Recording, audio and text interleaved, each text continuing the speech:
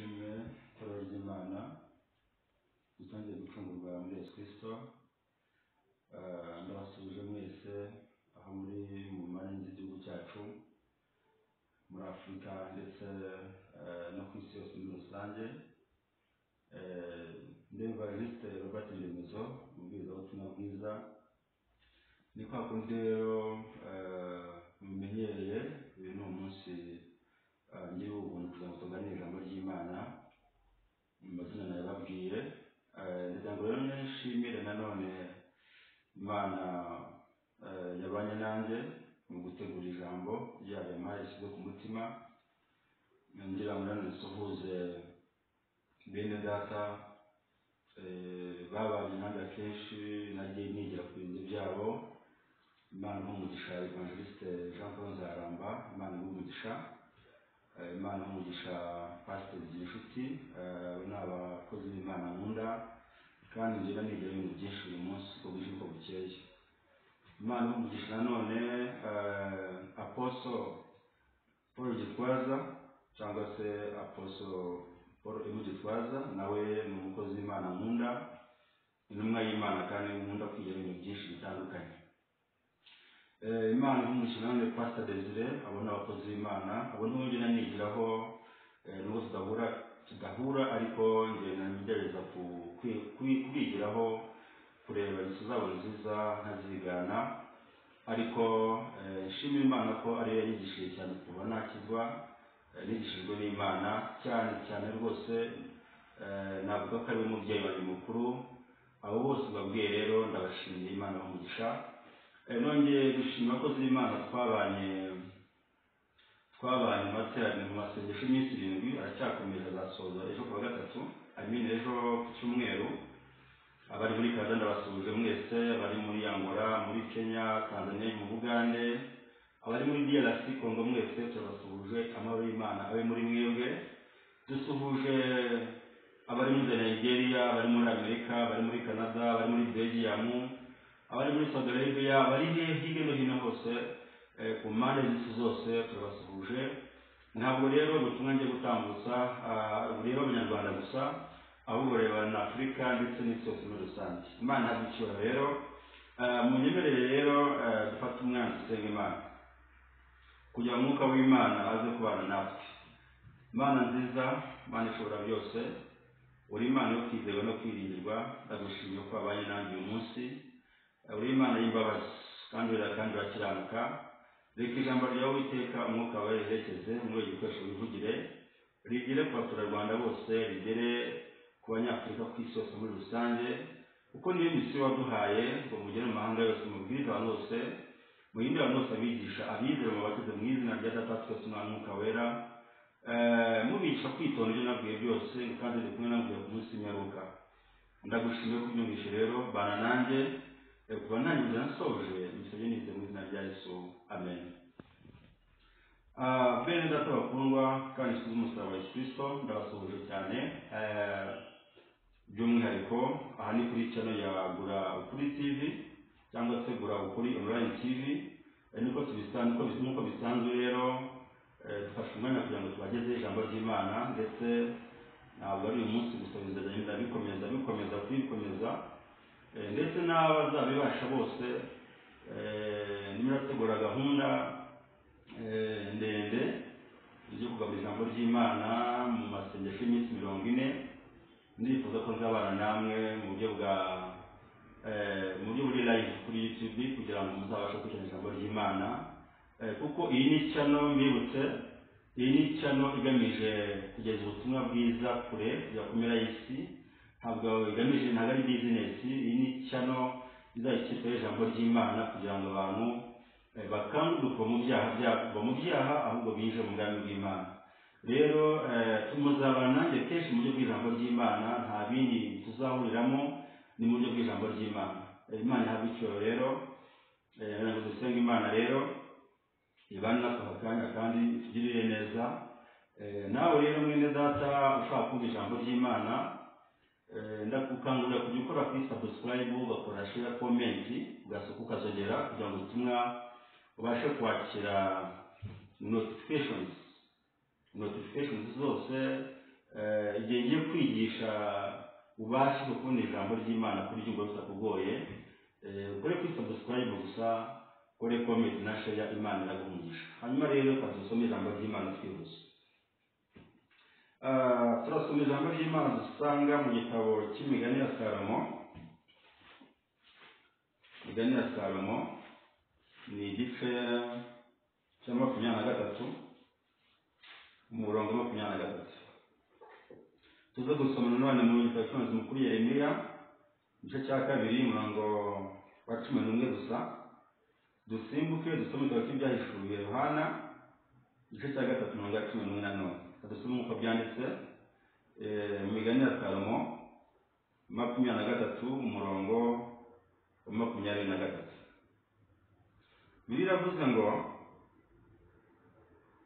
gura ukuri ntuguranure, gura ubwenge no kwigishwa n'ubuhanga. Gura ukuri ntuguranure, gura ubwenge no kwigishwa n'ubuhanga. Imana ishimwe cyane bene data. Twihutiye nane mu gitabo cy'umuhanuzi mukuru Yeremiya cyo ni icya 2 umurongo wa 11. Biravuze ngo mbese hariho ishyanga ryakunda kugurana imana zaryo kandi atari imana, ariko abantu banjye baguranye icyubahiro cyabo ibitagira umumaro. Mbese hari ishyanga ryakunda kugurana imana zaryo kandi atari imana, ariko abantu banjye baguranye icyubahiro cyabo ibitagira umumaro. Mu byahishuwe Yohana 3:11 biravuze ngo ndaza vuba, komeza ibyo ufite hatagira ugutwara ikamba ryawe. Unesha nzamugira inkingi yo mu rusengero rw'Imana yanjye. Naringambira umurongo wa 11 gusa. Ndaza vuba, komeza ibyo ufite hatagira ugutwara ikamba ryawe. Bene data bakundwa kandi inshuti z'umusaraba wa Yesu Kristo, iri ni ijambo ry'Imana, Imana yashyize ku mutima. By'umwihariko iyi TV yitwa Gura Ukuri Ntuguranure, kandi ugura ubwenge no kwigishwa.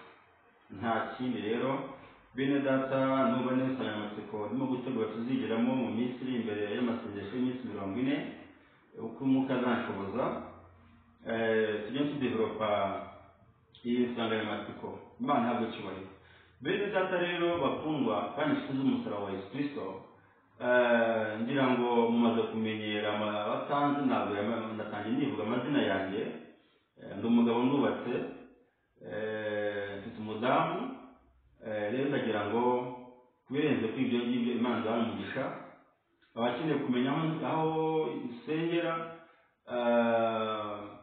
ndi umukristo mu itorero rya ADEPR mu Rwanda cyangwa se Pentecost Church of Rwanda, itorero rya Kacyiru Paruwasi ya Kimihurura. Nkaba ntiranira umutima wanjye buri munsi, niho nsengera, ariko aho ngaho niho niranira igihe cyose biri ngombwa. Imana ishimwe cyane. Hanyuma rero ngira ngo nihanganishe abanyarwanda muri rusange ku kibazo cya coronavirus cyugarije igihugu cyacu, cyugarije Afurika ndetse n'isi muri rusange. Ariko mwihangane kubera ko ijambo ry'Imana riravuga ngo buri kintu cyose Imana yayitegekeye iherezo ryacu. Bino bizarangira rero uko byaje uko bizagenda, aho ibyo dusabwa ni uko mu mwanya umwe, ni ukwezwa, ni ugukiranuka, ni uguhora twezwa buri munsi, kuko tutazi umunsi n'igihe umwami wacu cyangwa umucunguzi wacu azaza gutwara itorero. Ijambo ry'Imana rero riratubwiye ngo gura ukuri ntuguranure. Bivuze ngo niba ari ukugura ukuri, bivuze ngo ahatari ukuri hari ikinyoma. Ariko icyazanye Yesu yavuze muri ubutumwa bwiza bwa Yesu Kristo nk'uko bwanditswe na Yohana igice cya 9:4 ngo niwe mucyo w'isi, kandi umukurikira ntabwo azagenda hehe, ntabwo yagenda mu mwijima. Ukurikira Kristo ntabwo azigera agenda mu mwijima. Bivuze rero Kristo aha nubwo uwo n'umucyo waje mu isi, ariko ab'isi ntibamumenya n'ubundi. Bivuze ngo ahatari umucyo hari umwijima. Imana idufashe kandi tugirire neza. Hanyuma biravuze ngo gura ukuri. Mwene data, umunyumva mutazamutse ijambo ry'Imana bari ku mugabane w'Uburayi, Aziya na Amerika no muri Afurika ndetse na Australia ndetse no mu gihugu cyacu, impamvu mubona ibi byago bimaze kuba byinshi biri ku isi, biri muri Afurika, ibihugu byugarijwe n'ikibazo cya korona, nta kindi ukuri kwavuye mu bantu. Ukuri ntabwo kuri mu bantu, ntabwo umuntu abwiza ukuri na mugenzi we, nta muntu n'uko uvugisha ukuri na mugenzi we. N'ubu ushatse kuvuga ukuri arakugoreka n'abakuvuga nk'uko bikwiriye. Hanyuma ndakugira inama ngo wowe unyumva ugura ukuri, wowe ntugurana. Abakristo rero bagura ukuri. Ukuri ni imbere, ukuri ni Kristo, kuko haleluya, ukuri ni Kristo, kuko Kristo niyo bwenge bw'Imana. Niko Korinto makuru bambere, niwe bwenge bw'Imana. Cyo mirongo 30 niwe bwenge bw'Imana, niwe imbaraga z'Imana. Imana ishimwe cyane. Rero ntabwo umukristo agura ikinyoma, ahubwo umukristo agura ukuri, akavuga ukuri, akagendera mu kuri, hanyuma agahamya n'ukuri. Ushaka kumbaza ngo bakwambaza gute Kristo? Ntabwo ushobora kwambaza Kristo utamwizeye, ntabwo wamwizera utumvisha, ntabwo wakumva utigishije, ntabwo wakwigishwa batatumwe. Ndagira ngo umunsi uri mubwiye yuko Imana ifite abakozi bayo, ntagukirwa kuri YouTube kujya mu mbwiriza isi yose, mu rwego rwo kugira ngo twijize abantu bana mu rujijo, tubakure mu nyigisho z'abafarisayo no kumaze izinyigisho, ahubwo tubinjize mu bwami bw'Imana, tubaheshe viza yo kwinjira mu bwami bw'Imana. Imana ishimwe cyane kandi Imana ihabwe icyubahiro. Iyo usomye rero biravuze ngo tugure ukuri, niko TV niko cyane yitwa tugure ukuri twe kuguranura. Biravuze muri Yeremiya 2:1 ngo ndetse hari ishyanga ryagurisha imana zayo zitari imana nyakuri. Hari ishyanga ryagura imana zitari imana nyakuri. Ariko abantu banjye bo bagurishije ikibariro cyabo ku bitagira umumaro. Mwene data, garukira aho ngaho, komeza icyo ufite, hatagira ujya gute ugutwara ikamba ryawe. Niko mu byahishwe Yohana cy'icyaho cya 3:11 ngo ndaza kuvuga komeza icyo ufite, hatagira ugutwara ikamba ryawe. Imana ibamugisha rero abateze amatwi ijambo ry'Imana. Bibiliya iravuze ngo abantu banjye ngo hari ishyanga ryagurisha, hari ishyanga ryakunda kugurana imana zaryo kandi atari Imana. Garuka abantu banjye baguranye ukuri kwa baragutanze, abantu banjye bagurishije icyoro cyabo. Bene data, dufite abantu muri uyu munsi wa none barimo gupfukamira ibintu byose babonye. We mukobwa unyumva, we mugabo, we musore, we mubyeyi, reka gupfukamira ibyo ubonye byose. Mwibuke neza muri igitabo cya Daniyeli 3:6, Shadraka, Meshaki na Abedinego babwiye Nebukadinezari yamaze guceceka igisho cy'izahabu ngo akiramye, ngo uva Nebukadinezari nta mpamvu n'imwe ituma tugusubiza iryo jambo. Ngo niba ari uko imeze, Imana yacu dusenga ibasha kudukiza. Ariko nayo itadukiza, nta umenye neza ko turi guha iki gishushanyo cy'izahabu waremye. Bahagaze ku bukristo bwabo, banga kwiha, banga kuva ku Mana bamenye. Bire mu gice cyaho cya 8 utonde Daniel agambira mu mutima kutazendesha indyo y'abanyamahanga, kwiyandisha ibyo by'ubwami. Yari yavuze ati no, ntabwo nshobora kwiyandisha ibyo kurya by'ubwami. Bari bazi Imana bakorera iyo ariyo, banga kwiyandisha we na bagenzi be. Imana ihabwe icyubahiro. Hanyuma ubukristo rero buhindagurika, ubwo ntabwo ari ubukristo nyabukristo. Ubukristo nyabukristo ni ubudahindurwa n'ibihe, kugira ngo niba korona ije urye ibyo ubonye byose. Ejo narabyigishije, korona nibije ubwo turi ibyo ubonye byose, wambara ibyo ubonye byose. Niba korona yafunze imihanda n'ingendo, ubonye umwanya wo gusambana, ubonye umwanya wo kwiba, ubonye umwanya wo kwisoroka. No, uko ntabwo kuri ijambo ry'Imana. Nje kuvuga ukuri, nje kugira ngo udafite ukuri mu mutima we, agura ukuri nk'uko gukwiriye. Agura ukuri nk'uko gukwiriye. Imana ishimwe cyane kandi Imana ihabwe icyubahiro. Hanyuma rero umukobwa kubona akazi ni ukubanza gutanga ruswa y'igitsina. Uko si ukuri, icyo ni ikinyoma. Ahatari ukuri rero ni ikinyoma. Kuba umukuri ni ikihe? Kugira ngo kugura ukuri ni ukwemera ubuzima bwawe bwose, ibitekerezo byawe byose, ubwenge bwawe bwose, imbaraga zawe zose bikagendera mu kuri. Mu byo uvuga, muri business, mu byo ukora, mu bucuruzi bwawe ukarangwa n'ukuri, ntazi n'icyo cyitwa ikinyoma. Waba uri mu modoka ugenda, waba uri kuri moto ukabura umukuri kuzuye, icyo gihe urimo kubaka ku rutare rw'abantu kwinjira mu bwami bw'Imana. uba uri ku rutonde rw'abanyamahirwe mu bwami bw'Imana. Imana ntabwo icyubahiro. Ariko dufite abantu bapfukamiye ibintu byinshi. Abagabo ugasanga umugabo yapfukamiye, uri mu muhanda urimo uragenda urareba intege z'abakobwa n'abagore, icyo ni ikinyoma. Ntabwo utumbira bene data. Ijambo ry'Imana avuga mu Migani 4:24 ugakomeza, tumbira imbere yawe ukomeze uharebe niba Kristo ngo ahirwe abantu b'amarengane iminsi yose. Imana ishimwe cyane. Umurongo waho cyo cya 3:4 mahirwe abantu baba 8, murongo waho wa 4 ngo ahirwe abantu baba mu marembo yanjye iminsi yose mu bikari byanjye. Mwene data rero, kuri ikenge cyawe muri dafite umumaro, kuri ikenge cyawe mu bibi, ahubwo ubifite na Bibiliya uko ubushake bw'Imana. Imana ishimwe cyane. Dufite abantu bapfukamye byose babuye ugasanga barimo barabeshya no mu bintu bitari ngombwa. Abantu barazira ubusa, gusa umuntu arimo arazira amafaranga 1,000, 5,000, 10,000 arimo arazizira. Ni ikibazo gikomeye cyane. Abantu barimo baragushwa no kubeshya n'ibinyoma. Abantu bafite ibintu barimo gupfukamira muri iyi minsi, gupfukamira abakobwa, abagore, abagabo. Usanga umuntu yakoreye Imana, ugasanga ni umukecuru arimo ariyambika ubusa mu muhanda ngo arebe ko yabona ubusore butoya. Ndimo ndabwiriza abatarizera Imana, kuko Yesu ntabwo yazanywe n'abakiranutsi, ahubwo yazanywe no gushaka abanyabyaha. Imana ishimwe cyane. Nanjye rero uri kuri YouTube channel ntabwo naje gushaka abakiranutsi, ndashaka inama zazimiye, ndashaka abanyabyaha, abitwa abanyabyaha, bakoresha bikoro, abo barenge kugira ngo tubabwize ubutumwa bwiza, babohoke bo mu mitego ya Satani, kandi babohoke bave mu nzu z'imbohe, base neza, bakorera Imana babohotse. Imana ishimwe cyane, kandi Imana ntabwo icyubahiro.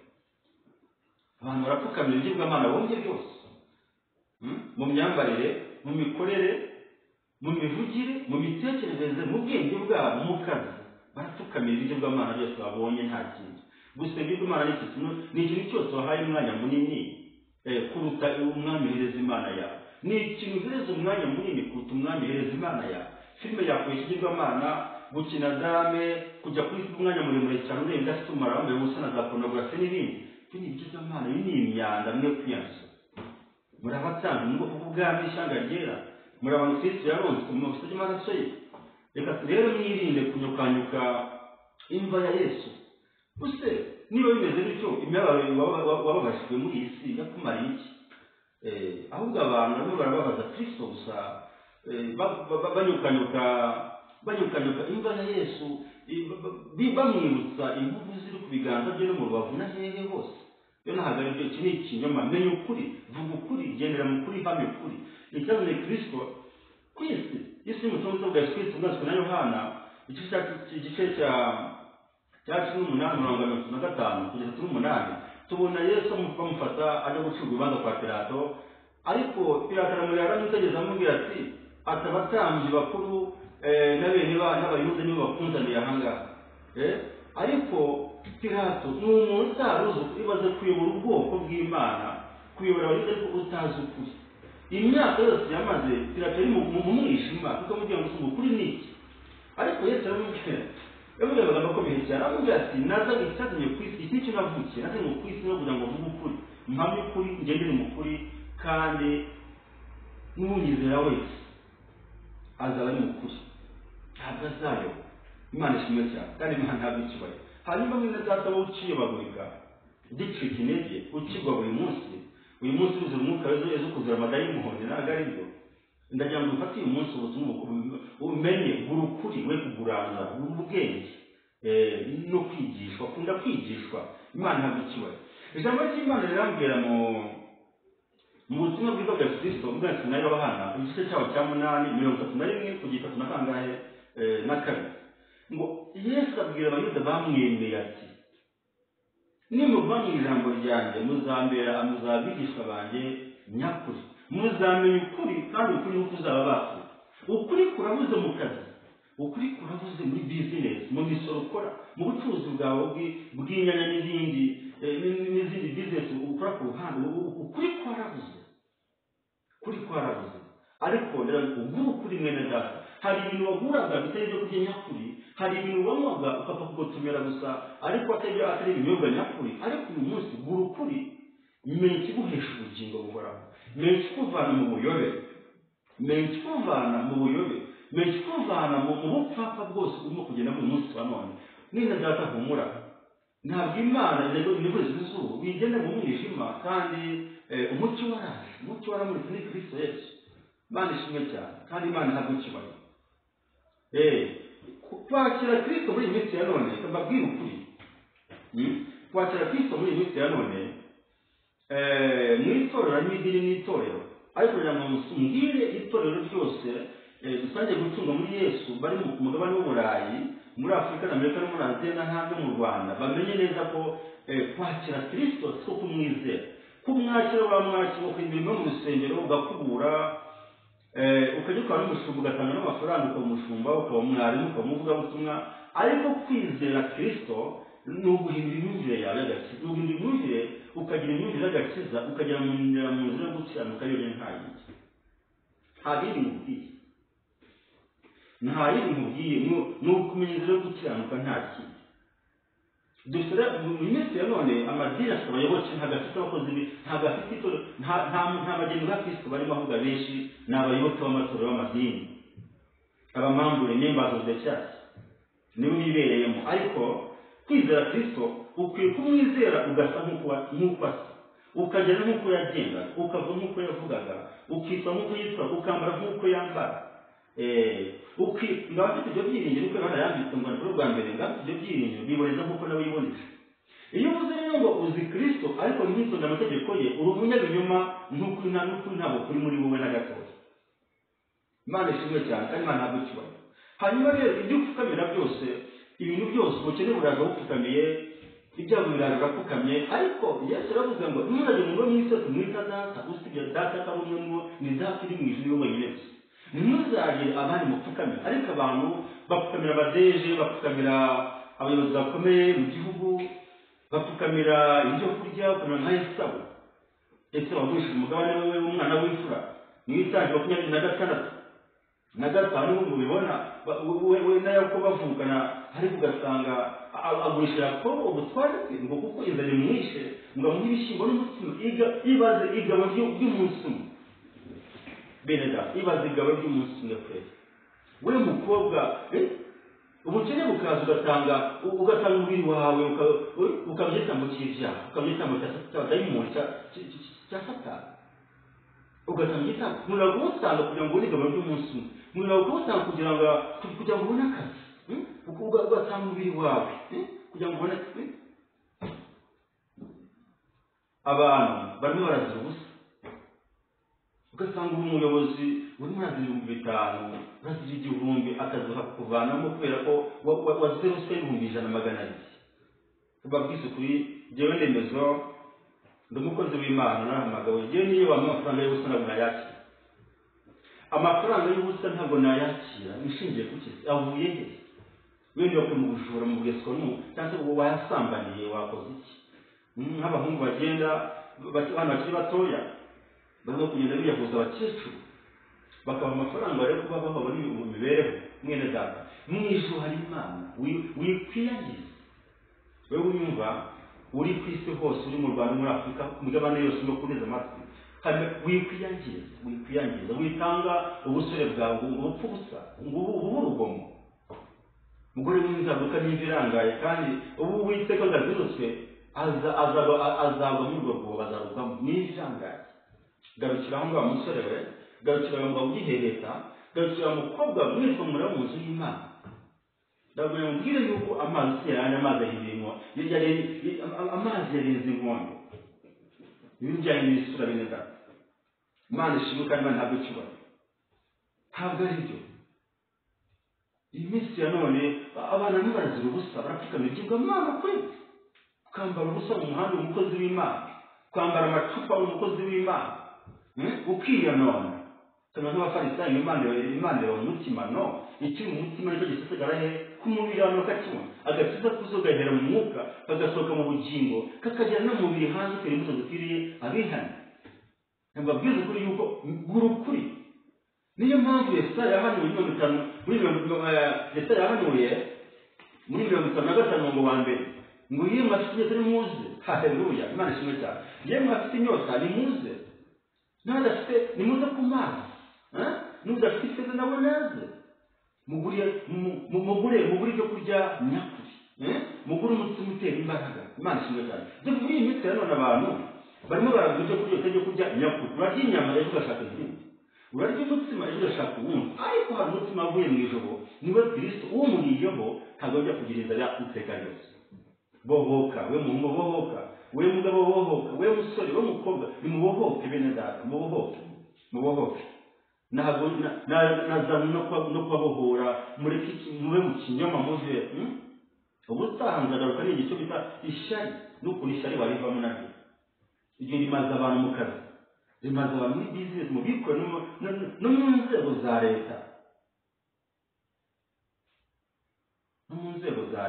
n'ahandi hose, no mu bikorera. Ishyari ryabaye ishyari, ntabwo ari byiza, ntabwo ari byiza rwose bene data. Umva, menya neza ko ibyo mvuga ntabwo ari ko bigomba kugenda. No, ntabwo ari byiza. Murekera aho ngaho bene data. Ijambo ry'Imana yavuze mu Baroma, muri Yobu 28 ngo dore ko Uwiteka nibwo bwenge, kuva mu byaha nibwo kujijuka. Kuva mu byaha nibwo kujijuka. Ugasanga umuntu bene data mwitsuka ibintu byose, ugasanga umuntu ni profesa, dr yarize, ariko aragenda ngo itare mu muhanda rwose ubwenge nyakuri. Ugasanga umuntu afite master, afite bachelor's degree, afite PhD, ariko agenda aramwizoga akagenda mu muhanda adandabirana. Rwose ubwenge nyakuri, rwose ko kuri mbabwira. Ugasanga umuntu agenda mu muhanda adandabirana. Ugasanga umukozi, umuntu yarize ariko aracyasambana, aracyaciwe umugore we, umugore acyaciwe umugabo we. Ntabwo ari byo. No, si uko bigomba kugenda. Ibyo ntabwo ari byo. Ibyo ntabwo ari byo bene data, mwumve neza. Mukwiriye kugura ibyo kurya nyakuri. Mukwiye kugura abana b'abasore, ugasanga urimo uranywa inzoga, ejo ugashaka ikindi cyaha, ukagira icyaha cyo kunywa izindi nzoga mu twari tuzimuka. Ariko Kristo afite amazi y'ubugingo. Unyweye kuri ayo mazi ntabwo wakongera kugira inyota iteka ryose, ahubwo waba uhawe imbaraga z'igihe cyose. Ntiwakongera kugira inyota. Umenye ikiguhesha amahoro wagikurikira.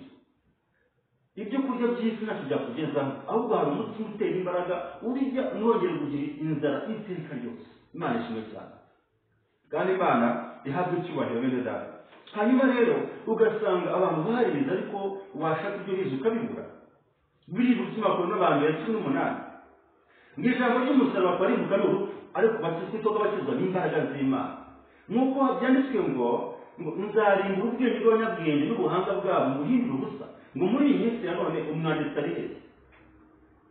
Umunyabwenge ari ngo mbese ubwenge bw'isi Imana yabuhinduye ubusa. Mbese muri corona umuti bavumbe n'ukoza intoki, n'uguhatana intera, ariko icyo kigiye kugeza gufata mu myaka 2 nta kintu. Igisubizo ngiki rero, gura ukuri, vuga ukuri, gendera mu kuri, hamwe ukuri, nta kintu. Komeza icyo ufite, we kukirekura, he kugira utwara ikamba ryawe. We kuna na Yesu wabusha umugabane we w'umwana w'imfura, nubwo agiye kwihana n'ibishoboke, ariko yakoze amakosa agura n'umutima n'ibishyimbo. Hari abantu bo kuzira igabo ry'umunsi umwe. Hari abantu bamwe kuzira igabo ry'umunsi umwe, kuzira igaburo ukazira ubusa. Ntabwo ari byo, ntabwo bikwiriye bene data. Biriya amakuru ba kabiri cyo cyangwa umurongo wa mbere, ngubwo twahawe uwo murimo wo kugaburira iby'Imana, ntiducogora kuko imbabazi z'Imana twagirwa. Imana ishimwe cyane. Ngo ntabwo ducogora, ahubwo twanga ibiteye isoni kuba rwihishwa. Tutagenda mu buriganya, tuvuga ukuri twebwe, bigatuma umuntu wese utwumva ahimbaza Imana mu mitima yabo. Imana ishimwe cyane. Neza data rero, reka humura, nimwemere ko irari ry'umubiri, murwanye irari ry'umubiri, rirwanye ubugingo bwanyu. Nubwo babasebya n'abakora neza, ariko bari imirimo myiza bazahimbaza Imana. Imana ishimwe cyane. bene data rero icyo twanga ni ibiteye isoni ibikorwa rwihishwa ubwo busambanyi. Tubereka ijambo ry'Imana usamunaje kuri YouTube ariko arabwira ijambo ry'Imana agenda agoreka ijambo ry'Imana. Ntabwo ariko bigomba kugenda, si uko bigomba kugenda. Umuntu ugasanga agenda agoreka ijambo ry'Imana, ntabwo ariko bimeze. Ukayirisha kuri YouTube cyane ukeneye amafaranga, ukeneye kwesohoka. Abantu kuri YouTube nawe usanga bafite ibinyoma byinshi, ibinyoma usanga urabeshya nawe ibyo uvuga ntabwo bigusa, ntabwo bikugaragaraho, ntabwo ari byo.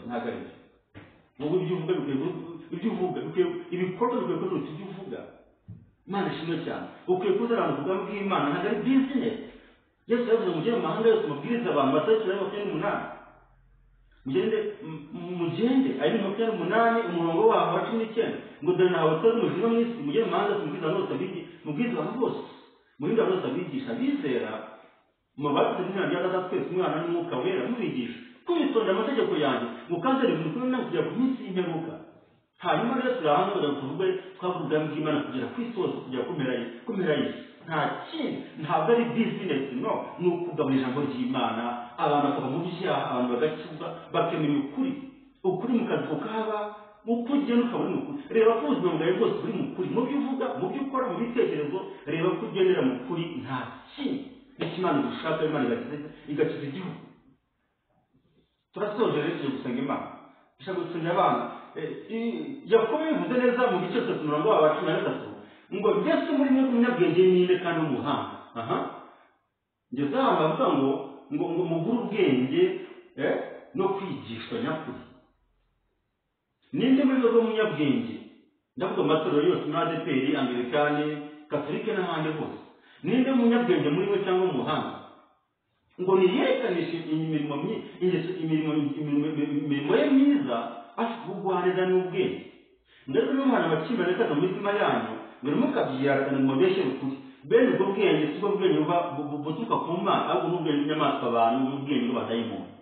Niyo mpamvu usanga umuntu yarize ariko aracyatsinda, yarize ariko aracyari umusambanyi, yarize ariko aracyabeshya bya binyuma bya kera. Ugasanga umuntu yarize ariko aracyarya mu mutima we. Ugasanga umuntu yarize ariko mu kazi ngo aramwirukanye kubera ngo yatsinze kubera kwifata nabi, kwiyandarika. No, ubwo si ubwenge bw'Imana, ubwo ubwenge bw'inyamaswa bantu bw'abadayimoni. Ndetse ariko ubwenge bw'Imana ni birindwi, twakikoze ni birindwi bivuga ubwenge bw'Imana. Ubwenge bw'Imana icya mbere buba mu ijuru, icya mbere buraboneye, ni ubw'amahoro, bwemera kugira. Icya mbere buraboneye, kabiri ni ubw'amahoro, gatatu ni ubw'ineza, kane ni burabana ku butoni, gatanu ni ubw'imbabazi, gatandatu bene data